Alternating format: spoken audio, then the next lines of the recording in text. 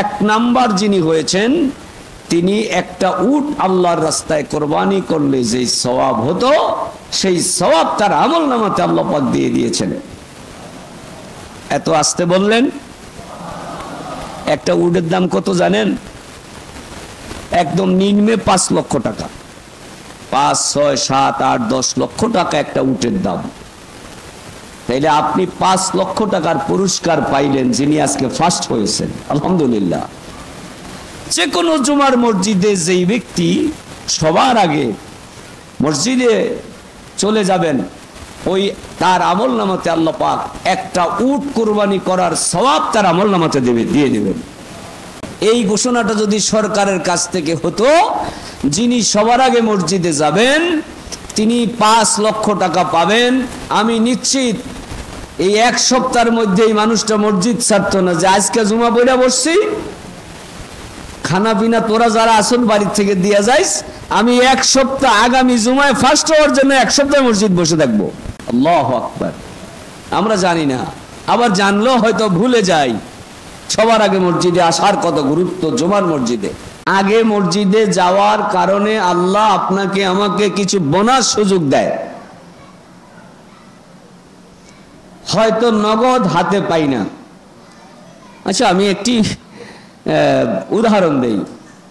যদি ঘোষণা হয় সরকারের পক্ষ থেকে যে ব্যক্তি সবার আগে মসজিদে যাবে তাকে 1000 টাকা দেওয়া হবে,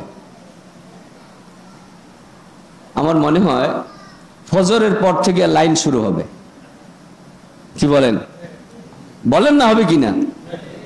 যে আজকে আর কোনো কামলা টামলা দেওয়া লাগবে না, কাজ করলে 500 টাকা পাবো, অনেক কষ্ট রোদের মধ্যে, ওটার দরকার নেই। মসজিদে সবার আগে গেলে আমারে কি দিবে? তো যে আগে আসবে তারে 1000, যে 2 নম্বর হবে তারে 500, যিনি 3 নম্বর হবেন তারে 200, 4 নম্বর হলেওয়ালা 100, 5 নম্বর হলেওয়ালা 50। এরপরে আর কাউরে টাকা দেওয়া, এই কি হবে বলেন? প্রতিযোগিতা হবে কি হবে না? হবে। কেন হবে? নগদ টাকা। কিন্তু দেখেন এই ব্যাপারে আমাদের জন্য কত বড় হাদিস। হযরত আবু হুরায়রা রাদিয়াল্লাহু তাআলা আনহু বলেন যে রাসূল আকরাম সাল্লাল্লাহু আলাইহি সাল্লাম বলেছেন, যখন জুমার দিন আসে আল্লাহর পক্ষ থেকে একদল ফেরেশতা জুমার মসজিদের গেটে হাজির থাকে। আপনারা কি একজন ফেরেশতাও দেখছেন? দেখা হয়েছে? তো হাদিসে তো বলে আজকে ফেরেশতা এখানে আসে, আগের থেকেই আছে। আপনারা আমরা মসজিদে আসার আগ থেকেই গেটে কি আছে? বিশ্বাস কি করেন না করেন? জি, কারণ আমাদের ইমানের মূল শর্ত হচ্ছে আল্লাযীনা ইউমিনুনা বিল গায়ব। না দেখেও কি করতে হবে? যদি কোরআন হাদিসে থাকে ওই কথা আপনি যদি নাও দেখেন, তারপরেও কি করতে হবে? বেহেশত কেউ দেখেছি, দেখি নাই, বিশ্বাস করি না। দোজখ দেখেছি, বিশ্বাস করি না। আল্লাহকে দেখেছি, বিশ্বাস করি না। ফেরেশতা দেখেছি, বিশ্বাস করি তো। হ্যাঁ, হাদিস বলছে ফেরেশতা আছে, আমিও বিশ্বাস করি। আজকের মসজিদের গেটে কি আছে? আল্লাহু আকবার। তাদেরকে একটা দায়িত্ব দিয়ে আল্লাহ পাঠাইছেন, একটা কাজ দিয়ে আল্লাহ পাঠাইছেন। কাজটা কি? ইয়াকতুবুনাল আউয়ালা ফাল আউয়াল। তারা এখানে একটা লিস্ট করেছে আজকে, কে 1 নম্বরে আসছে, কে 2 নম্বরে আসছে, কে 3 নম্বরে আসছে, কে 4 নম্বরে আসছে, কে তারপরে আসছে, তারপরে আসছে, তারপরে আসছে। আমি আজকে মসজিদে 3য় হয়েছি, 3 নম্বরে আসছি আমি। আমার আগে আরো 2 জন আসছে, আমি দেখেছি। ওনাদের মধ্যে যে কোনো একজন ফার্স্ট হয়েছে আজকে, এরপরে 2য় জন সেকেন্ড হয়েছে, আমি 3য় হয়েছি, এরপরে হয়তো কেউ 4র্থ হয়েছে, 5ম হয়েছে। হ্যাঁ, এটা বাধ্যতামূলক না, কিন্তু বোনাস কিছু পাচ্ছি। কেউ কাজের জন্য আসতে পারেনি, অসুবিধা নেই, তার গুনাহ হবে না। কিন্তু যে আগে এসেছেন তিনি কি পাবেন? বোনাস সুযোগ পাবেন। কি পাবেন দেখেন, মাসালুল মুহাজ্জিরি কামাসালিল্লাযী ইয়াহদি বুদনাতান। এক নাম্বার যিনি হয়েছেন, তিনি একটা উট আল্লাহর রাস্তায় কোরবানি করলে যেই সওয়াব হতো, সেই সওয়াব তার আমলনামাতে আল্লাহ পাক দিয়ে দিয়েছেন। এত আস্তে বললেন। একটা উটের দাম কত জানেন? একদম নিম্নে 5 লক্ষ টাকা। 5, 6, 7, 8, 10 লক্ষ টাকা একটা উটের দাম। তাইলে আপনি 5 লক্ষ টাকার পুরস্কার পাইলেন, যিনি আজকে ফার্স্ট হয়েছেন, আলহামদুলিল্লাহ।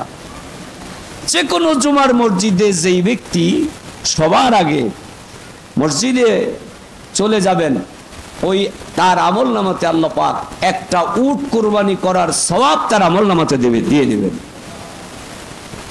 2 নাম্বার, যিনি দ্বিতীয় হবেন, সুম্মা কাল্লাযী ইয়াহদি বাকারা, সে একটা গরু কুরবানি করলে যেই সওয়াব তার আমলনামাতে আল্লাহ পাক সেই সওয়াব দিবেন। এটার দামও কম না। মোটামুটি একটা গরু কিনতে গেলেও এখন 1.5-2 লক্ষ টাকা লাগে, বড়গুলা বাদ দেন, চলনসই। তাহলে আপনি পাচ্ছেন 1 লক্ষ টাকা। সেম এই ঘোষণাটা যদি সরকারের কাছ থেকে হতো, যিনি সবার আগে মসজিদে যাবেন তিনি 5 লক্ষ টাকা পাবেন, আমি নিশ্চিত এই 1 সপ্তাহের মধ্যে এই মানুষটা মসজিদ ছাড়তো না, যে আজকে জুমা পড়া বসছি, খানা পিনা তোরা যারা আসুন বাড়ির থেকে দিয়ে যাইস, আমি 1 সপ্তাহ আগামী জুমায় ফার্স্ট হওয়ার জন্য 1 সপ্তাহ মসজিদ বসে থাকবো। আল্লাহু আকবার। আমরা জানি না, আবার জানলেও হয়তো ভুলে যাই সবার আগে মসজিদে আসার কত গুরুত্ব জুমার মসজিদে। এরপরে 3 নম্বরে যিনি আসবেন, সুম্মা কাবাসান, তাকে একটা ছাগল জবাই করলে যে সওয়াব, কোরবানি করলে আল্লাহর রাস্তায়, সেই সওয়াব আল্লাহ তার আমলনামায় দিবেন। সুম্মা দাজাজাতান, এরপরে 4র্থ যিনি হবেন, তাকে দিবেন একটা মুরগি জবাই করে আল্লাহর রাস্তায় দান করলে যে সওয়াব, তার সওয়াব। সুম্মা বাইদাতান, এরপরে একটা ডিম আল্লাহর রাস্তায় সদকা করলে যে সওয়াব, সেই সওয়াব আল্লাহ তার আমলনামায় দিবেন। এই 4-5টা স্তর লেখার পরে এখানে আবার যৌথ হতে পারে, একসাথে 5 জন ঢুকছে, সেকেন্ড হয়েছে 5 জন। আল্লাহ কি 5 জনের পুরস্কার দিতে পারে না? হ্যাঁ, একসাথে 8 জন ঢুকছে, থার্ড হয়েছে, 8 জনকে আল্লাহ পুরস্কার দেবেন। এইভাবে দেওয়ার পরে খুতবার জন্য ইমাম যখন দাঁড়াবে, তখন এই লিখনেওয়ালারা, ফেরেশতারা তাদের খাতা বন্ধ করে ফেলবে, আর কোনো সওয়াব কাউকে দেওয়া হবে না। ইমামের খুতবা শুরু করার আগ পর্যন্ত যারা মসজিদে আসবেন তাদের জন্য এই সওয়াবটা আল্লাহ পাক দান করবেন। এরপরে ফেরেশতারাও খাতা কলম বন্ধ করে ইমামের আলোচনা, ইমামের খুতবা তারাও ওখানে বসে বসে শুনে। আল্লাহু আকবার।